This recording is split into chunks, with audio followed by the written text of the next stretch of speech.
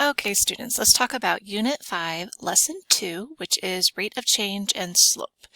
So slope is something you can go ahead and read that is used a lot in the real world life. So we are going to find two ways to do it. So the first way, if you like visual, is we're going to use a graph. So first, you need to pick any 2 points, and then we're going to calculate the change in y, which is called the rise, over the change in x, which is called the run, the direction left to right. So if we use the graph up above, I'm going to pick this and this. So on this example, my height goes from 600 to 500, which would be 100, and my run, which is in the x direction, goes from 2 to 3, which is 1. So on that example, the slope would be 100. If you don't have a graph, you can actually just use the formula. So using two ordered pairs,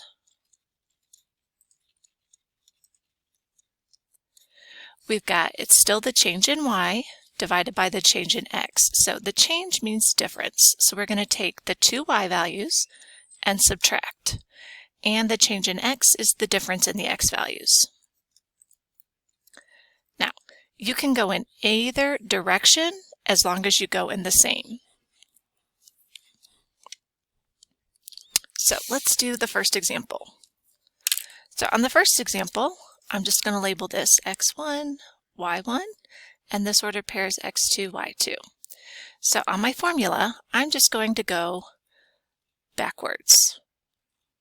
So I'm going to take y minus y, and then since I started with the second ordered pair for y, I need to start with the second ordered pair for x. So x is 2 minus x is 3. Don't worry about if it's bigger or smaller, you just have to go in the same direction.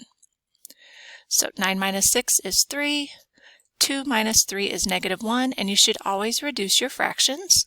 So this slope is negative 3. Let's look at the second example. Same idea. This time I'm going to go forward, just to show you that the order does not matter. So my x, y, my y value is 8 minus the y value is 5, divided by the x value first is negative 4, minus the x value is negative 7. Notice how I have minus and a negative. So 8 minus 5 is 3. Two negatives turn into a positive, so negative 4 plus 7 is also 3. And our slope is 1. This one is a medium level of difficulty because of the signs. There's a lot of errors that are made. And the last example. Once again, order does not matter. I will just pick the first one first. So y is negative 9 minus the y is 2.